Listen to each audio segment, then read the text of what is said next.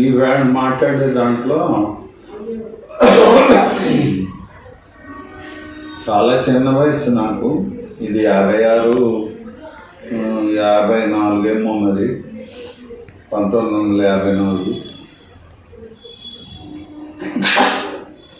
ఆ టైంలో సెలవులు, ఏదో చదువుల్లో సెలవులకి బీహార్లో మా అన్నగారు కలకత్తా టు రాయ్పూరు, భోపాల్ ఎక్కేసి వెళ్ళే ఆ రైల్వే లైన్లో టాటా దాటాక ఆదిత్యపూర్ సీని అనే, ఆదిత్యపూర్ పక్కన సీని, అక్కడ మా అన్నయ్య రైల్వే ఉద్యోగి. ఆయన అక్కడికి వెళ్ళినప్పుడు ఒక మైక్లో ఒక పాట వచ్చేది. అది దిల్ దక్ దేకో దిల్ దక్ దేకో దిల్ దక్ దేకో జీ అని వస్తే ఆ పాట నాకు నచ్చి ఆ పాట నేను పాడేసేవాడిని. అది సినిమా. ఆ సినిమాని కూడా నాకు తెలియదు. ఆ సినిమా పేరే దిల్ దక్ దేకో. తర్వాత తెలుసు కొంచెం పెద్ద అయ్యాక, షమ్మి కపూర్. అయితే తర్వాత పాటల మీద శ్రద్ధ రావడానికి రెండో కారణం, మా మూడో వదిన గారు జగదాంబ గారని, మా మూడో అన్నగారు గారు నారాయణరావు భార్య 56లో అనుకుంటాను వాళ్ళు పెళ్ళయింది. అప్పుడు చాలా చిన్న వయసు మాకు. మా వదిన గారు స్నేహితురాలు ఒక అమ్మాయి, ఒక ఆవిడ ఉండేది. ఆవిడ జడ్జి గారు అమ్మాయి. మా చిన్న వయసు, మా అన్నదమ్ములు ఇద్దరం ఒకే డ్రెస్. అప్పట్లో ఇప్పుడు జనాభా ఎక్కువ మంది, మేము 11 మంది. అందుకని ఏమైనా పిల్లలకి బట్టలు కుట్టించాలి అంటే ఒకే తాను అందరికీ తీసేయడం, తానులోను ఒకే రకం నిక్కరు చొక్కాలు ఒకే రకంగా ఉండేవి. అంటే రకరకాలు కొనలేక అలా ఉండేది. తిండికి లోటు ఉండేది కాదు. కానీ దోబరా ఖర్చులు మాకే కాదు, చాలామందికి దోబరా ఖర్చులు ఉండేవి కావు.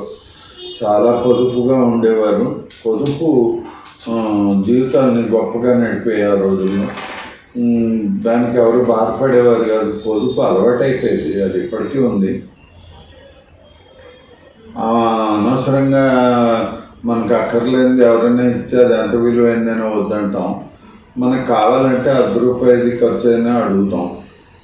అలాగా మా వదిన గారు ఒక పాట పాడింది. అది జంజాల పాపయ్య శాస్త్రి గారు రాసిన నేను ఒక పూల మొక్క కడ నిలిచి చివాలున్న కొమ్మ వంచి అనే పాట. అది చాలా ఆశ్చర్యంగా, చాలా శ్రావ్యంగా పాడింది ఆవిడ. ఆ పాట బాగా నచ్చింది. అది పుష్ప విలాపం, కరుణశ్రీ. అది అక్కడి నుంచి ఇంప్రెషన్ పడింది.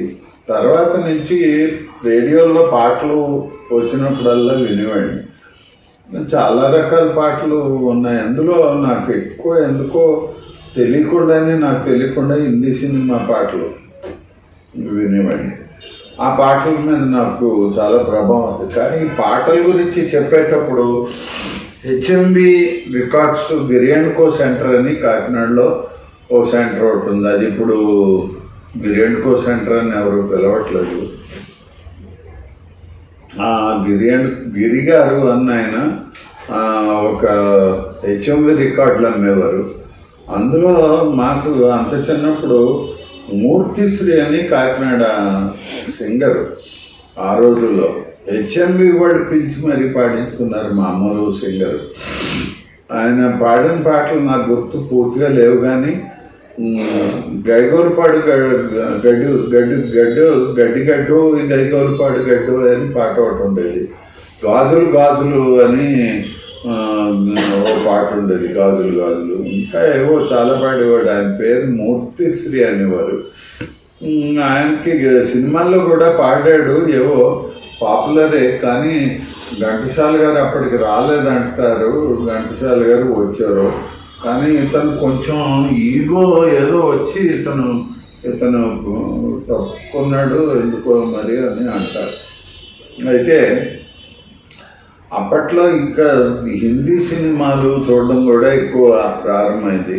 మీకు హిందీ సినిమాలు నార్త్లో రిలీజ్ అయిన 2 నెలలకో 3 నెలలకో ఈ సౌత్లోకి వచ్చేవి. అంటే మెట్రో సిటీస్ మెడ్రాసు హైదరాబాద్లో వస్తే వచ్చి ఉండొచ్చు బెంగళూరులో, కానీ కాకినాడ లాంటి టౌన్ అది అప్పుడు. ఆ టౌన్లో అక్కడికి చాలా లేటుగా వచ్చేది కానీ చూసేవాడు. అది దాని తోడు వివిధ శిలోంలో తక్కువ, కానీ వివిధ భారతి కొత్తగా వచ్చింది. వివిధ భారతిలో చూసేవాడు, వినేవాడు. ఆ గాయకుల్లోనూ నిజంగా బాగా ఇంప్రెస్ అయింది. కొద్దిగా జ్ఞానం పెరిగాక మన హేమంత్ కుమార్ గారిది హమ్మింగ్ చాలా ఇష్టంగా ఉండేది. తర్వాత ఈయన ఇంకా పెద్ద పెద్ద సింగర్లు, అందులో అశోక్ కుమార్ గారు పాడిన పాటలు కూడా కొన్ని వినేవాళ్ళం, కానీ ఆయన వెనకబడిపోయారు. తర్వాత మహమ్మద్ రఫీ గారిది చాలా ఎక్కువ మెలోడియస్ సాంగ్స్ బాగా వినేవాళ్ళం. ఈ లోపల ముఖేష్ గారు అలవాటు పడ్డాం. ఇలాగే ముఖేష్ ఈ లోపల ఈయన ఎక్కువ నవరంగు సినిమా తోటి, తర్వాత దుఆంకే బారాహాత్ ఇలాంటి వాటిల్లో శాంతారాం గారి సినిమాల్లో ఈయన మహేందర్ కపూర్ గారు కూడా చాలా గొప్పగా పాడేవారు. ఆయన స్టేట్మెంట్లో కూడా ఆయన పాటల్లో ఇంకొంచెం జాగ్రత్తలు తీసుకోవడానికి మహమ్మద్ రఫీ గారు సాయం చేశారని చెప్పేవారు. ఆయనే చెప్పాడు, ఆయన ఇంటర్వ్యూలో ఆయనే చెప్పాడు. నాకైతే హై నోటులో నాకు ఇద్దరు కనిపిస్తారు గాయకుల్లో. తమిళ్లో సౌందరరాజన్, టిఎం సౌందరరాజన్. ఆయన హై నోటు లో నోటు దిగ్గజం. ఆయన ఆ లెవెల్ పాడడం చాలా కష్టం. అది మహేందర్ కపూర్కి ఉంది. మూవ్ చుపాకే జియో అని ఒక పాట ఒకటి ఉంది అమరాజులో. అది ఆ పాట పాడటంలో 3 అంతస్తులు హై నోట్ పాడాడు ఆయన. అది అత్యద్భుతమైన సాంగ్ అది. అలాంటివి చూస్తే కిషోర్ కుమార్ గారు, ఆయన గురించి అయితే ఆయన సంగీత సాధన కలిగిన గాయకుడు కాదు, కానీ అవలేలగా ఏ పాట అయినా సరే ఎటైనా పాడగలిగే సామర్థ్యం ఆయనకి. నా అదృష్టం. అంత విలక్షణంగా పాడగలిగేది తక్కువ. అటువంటి విలక్షణ మహమ్మద్ రఫీ కూడా తక్కువే. కానీ మెలోడీ విషయానికి వస్తే ఇంకా ఆయన మహమ్మద్ రఫీ గారిది, ఆయనది అక్షరాభ్యాసం అక్కడే జరగాలి. ముఖేష్ గారిది ఒక పద్ధతి, అదొక మృదువైన ఒక ఇది. పంకజ్ మల్లిక్ సైగల్ గారు పాటలు అనన్య సామాన్యం. ఆయనవి కూడా ఒక రకమైన గమ్మత్తు, విలక్షణం. అందరూ ఎవరి పాట తీరి వాళ్ళది. ఇంకా అసలు ఈళ్ళది గొప్ప ఆళ్ళది గొప్ప అని అనడానికి వీళ్ళు లేనట్టుగా ఒకళ్ళది పాడుతుంటే ఇంకోళ్ళది వినేటవాడు వీళ్ళది బాగుంటుంది అన్నట్టు. ఆ వెనకాతలే పంకజ్ మల్లిక్ గారు సైగల్, తర్వాత వెనకాతలే ముఖేష్ గారు తర్వాత శైలేందర్ సింగ్ అని ఆయన కొంతకాలం సినిమాల్లో పాడారు. జే శంకర్ జయకిషన్.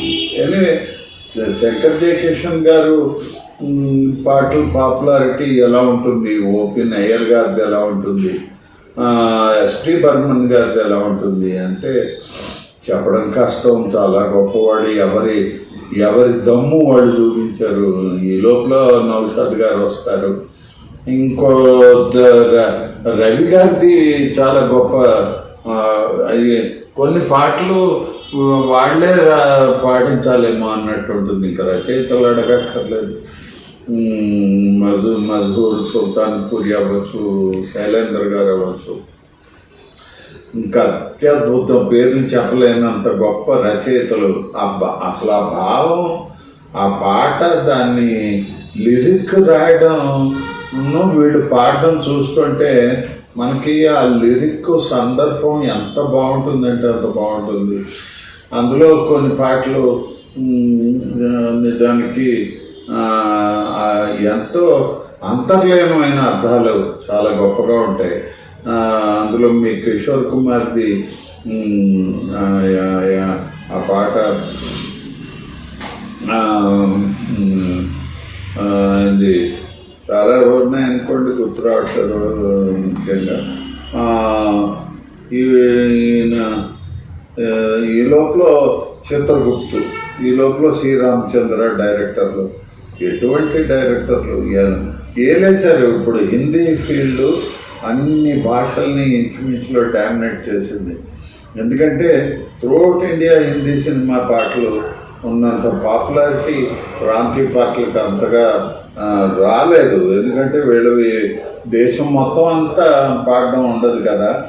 పైగా గొప్పతనం ఇంకా మనం 50 నుంచి చూసుకుంటే 80 వరకు తిరుగులేని ఆధిపత్యం ఉండేది. ఆ ఆధిపత్యం వల్ల ఆయన ఎవరు ఇంకా చెప్పాలంటే చెప్పాను కదా, చిత్రగుప్తు గారు, వాళ్ళు రవి గారు, ఇంకా కొన్ని మర్చిపోవచ్చు, ఇంకో రాజు ఎప్పుడైనా గుర్తుంటే చెప్తాను. అటువంటి గాయకుల్ని చూసి ఇతర ప్రాంతాల్లో కూడా వాళ్ళు అంత గొప్పగా పాడేవారు. ఈయన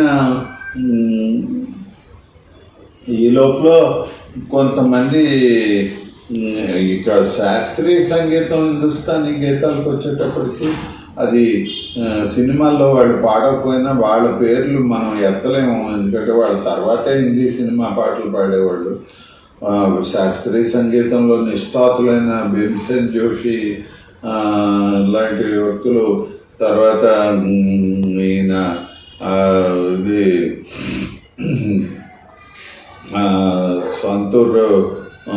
సంతూర్ వాయించే ఆయన పండిట్, ఆయన పేరు మర్చిపోయాను, రవిశంకర్ గారు సితార్ గారు అక్కర్లేదు, శివకుమార్ పండిట్ శివకుమార్, ఆయన సంతూరు. ఏంటి మనకి తెలియని వాయిద్యాలని. ఇప్పుడు ఆయన అలీఖాన్ ఎంత అద్భుతమైనటువంటి సరోద్ వాయించే వ్యక్తులు. వీళ్ళు కొన్నింట్లో వాయించవచ్చు తప్ప సినిమాకి వచ్చేటప్పటికి ఈ తమాషా వాళ్ళు చేయలేరు. ఆ శాస్త్రీయ సంగీతం వాళ్ళు ఈ తమాషాలు చేయలేరు. ఈ మధ్యలో ఉషాబోతపు దేవానంద్ గారు సినిమాలు వాటిల్లో వచ్చింది. అందుకని చాలా అద్భుతమైనటువంటి పాటలు. ఇందాక అన్నది గుర్తొచ్చింది, కిషోర్ కుమార్ది తేరేనైనా సావన్ బాధో అనేది, ఫిర్ భీ మేరా మన్ ప్యాసా. అలాగే కోనాయా మేరీ మనకే ద్వారే మనాడే గారిని తలుచుకోకుండా ఆయన గురించి పెద్ద పెద్ద గాయకులు కూడా కంగారు పడతారు. ఎందుకంటే ఆయన టుంగిరి అంత గొప్పగా ఉంటుంది. సరే, ఈ మధ్యకాలంలో నాకు కౌశికి చటర్జీ ఏమి అనన్య సామాన్యం. ఈ లోపల మిథిల ఠాకూర్ చిన్నపిల్ల 20 ఏళ్ళు, వీళ్ళు ఎలాంటి పాటలు పాడేస్తున్నారు, శాసించేస్తున్నారు.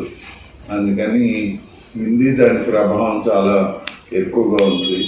అయితే ఈ సందర్భంలో మీకు తెలుగుకి సంబంధించిన, తమిళకి సంబంధించిన హీరోలు సినిమాలు నాకు ఏదో చెప్పాలనిపించి చెబుతున్నవే తప్ప వాటి విషయంలో నన్ను మించిన నిష్ఠాతులు చాలామంది ఉన్నారు. ఏదో వచ్చిన చదువుతాను. నెక్స్ట్ ఎపిసోడ్లో ఆ తెలుగును తమిళకి హీరోలు, తర్వాత పాటలు, వాటి గురించి పాటలు ప్రత్యేకంగా చెప్పలేను. కానీ పూర్వం పాడేవాడిని. నాకు కూడా హిందీ పాటలు పాడేటప్పుడు నాకు కూడా రూపాయి ఇచ్చి పాడించుకునేవారు. మధుమతిలో పాటలు పాడేవాడిని, ముఖేష్ పాటలు ఎక్కువ పాడేవాడిని, కిషోర్ కుమార్ పాటలు పాడేవాడిని. అది ఈ వయసులో నేను అంత ఎక్కువ పాడలేను. కానీ అది నిజం చెప్పాలి అంటే వయసుకి సంబంధం లేదు, ప్రాక్టీస్ ఉండాలి. అది సంగీతం శ్రీనివాసరావు గారిని ఇంకోసారి చెప్పాలి. ఆయన మ్యూజిక్ డైరెక్ట్ చేశారు. ఆయన తెలుగులో ఆయన చేసినప్పుడు ఆయన పాట చెప్పాలి అంటే మాయాబజార్లో ఒక పాట రికార్డ్ కానటువంటి కొంత లిరిక్ రాసింది ఏదో ఉంటే దాన్ని ఎక్స్టెన్షన్ చేసి ఆయన మనోరాలు కలిసి పాడారు. ఎంత అద్భుతంగా ఉందో. మీరు సంగీతం శ్రీనివాసరావుది యూట్యూబ్లో పెడితే వస్తుంది. మనోరాలు కూడా చాలా గొప్పగా పాడింది. మా మనోరాలు కూడా మంచి సింగరే. నెక్స్ట్ తెలుగు గురించి ప్రయత్నిస్తాను.